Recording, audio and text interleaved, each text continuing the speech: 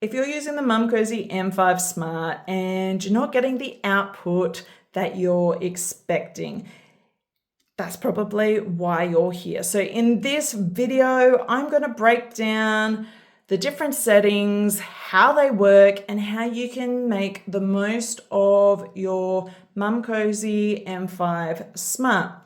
So let's just start with a bit of the basics. Now, when we are pumping, our goal is to trigger a letdown and then to keep our milk flow going. But what actually happens is our milk doesn't actually flow the whole time. What it does is it comes in waves. So we'll have our letdown and then it flows and then it starts to slow and eventually stop. Now, for some people, this might be long enough of a process that they get the output of breast milk that they need. For others, it might be a bit quicker of a process and you're going to need to initiate another letdown to ensure that your milk is flowing and you can get the output that you need. So this is why all the settings matter. Our pumping rhythms matter because we really need to set them best to match our body and how our body responds. So let's just look at the basics of settings. Now, with your Momcozy M5 Smart, you have 3 different pumping modes. Click too far, sorry. You have your heart. Now, this is your stimulation. These are faster cycle speeds for initiating your letdown. We then have the droplet, which is your expression mode. Now, these are slower cycle speeds. Now, these are deeper suctions for extracting your breast milk. And then we have a third mixed mode, the heart and droplet together. Now, this is a combination of the faster cycle speeds with the stimulation mode and then the slower cycle speeds of the expression. Its job is to try help maintain your flow and prevent you from having to manually switch as much. We then also have 9 different suction levels. So if you click on the minus or the plus, you can adjust these up or down. Now, while we're talking about suction levels, the most important thing to remember about your suction levels is the highest doesn't mean the better output. So the suction levels, if you think speed cycles with your modes, is the speed of how fast those pulls are going to be. The suction level is how strong they're going to feel. So the higher, it increases that strength or that vacuum strength, but at higher levels, it can also compress your breast tissue, which can have the opposite effect with your output. So it can actually slow your output if you have it too high. There's also, if you're uncomfortable while you're pumping, you're not going to get as much of an output too. So this is where the higher doesn't actually equal better output. And we'll go through this in a few minutes on which is the best setting for you. But let's talk first about letdown. So we are at the start of any pumping session going to want to initiate our letdown. That's the start of our milk flowing. To do this, we're going to want to be in this stimulation mode. Now, these are the faster cycles I was talking about. Its job is to initiate your letdown. We're going to want to start in a low level, maybe a 2 or a 3 suction level. We don't want this to be super high. Again, its job is those fast cycle speeds to initiate that letdown. Now, we can run this for about 1 to 2 minutes until your letdown is triggered. You'll notice your letdown's triggered. You'll start seeing a steady flow of breast milk into your collection cup. Sometimes you can feel your letdown, but not everybody will. So it's easy to see the milk flow.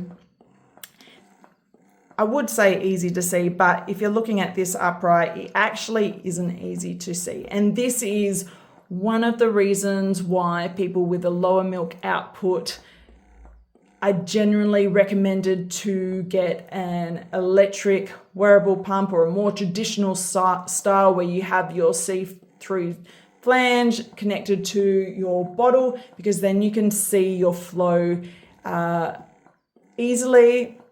Also has a more steady suction strength. But we're here with the Momcozy M5, so this is something where you might just need to tilt to the side a little bit or lean forward to see if you can see your breast milk coming out. It should start flowing at about 1 to 2 minutes, but again, everybody is different. Once we have our milk flowing, this is then when we can switch to the expression or mixed mode. Now, there are several different pumping rhythms that we can choose from, or patterns, that's to say. So let's go through these, because like I say, it's not a one size fits all. We all want to start with a stimulation mode, but then where we go from there will really vary on you and your output. So one option that we can choose from, you start in your stimulation for the 1 to 2 minutes, then switch over to the expression or the mixed mode, continue on that for the remainder of your pumping session. If that works for you, amazing. I highly recommend try both, try the expression, try the mixed, compare your notes to see which gave you a better output. If neither of those are giving you a great output, or you find that your milk starts to slow right down, this is where we are going to want to initiate another letdown.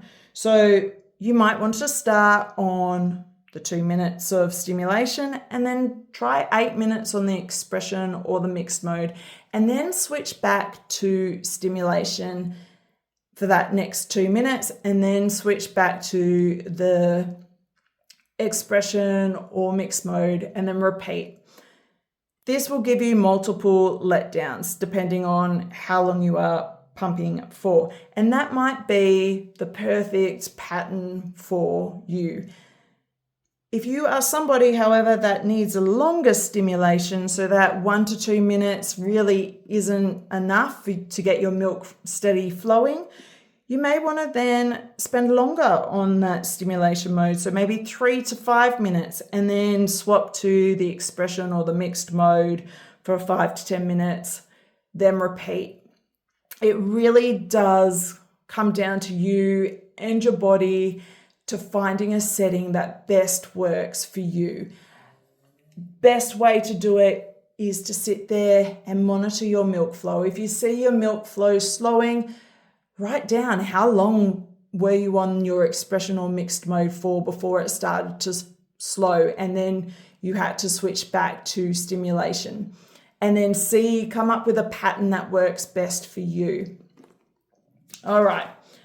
The other thing that we can look at is your suction strength. Now, with this, when we are in our expression or mixed mode, this is where we can really play around with our suction strength.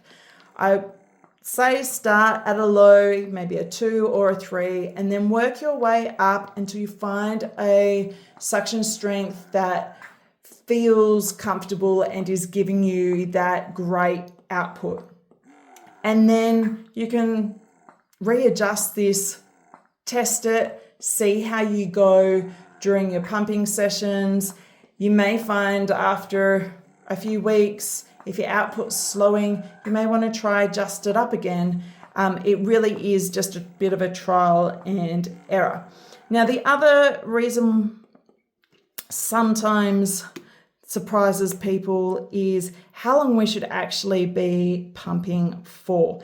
Now, with a wearable, they typically have a lower suction peak. So They rely more on time and those repeated letdowns for giving us the output that we're desiring. So rather than pumping for 15 to 20 minutes, you may find yourself pumping or needing to pump for 20 to 30 minutes for that output.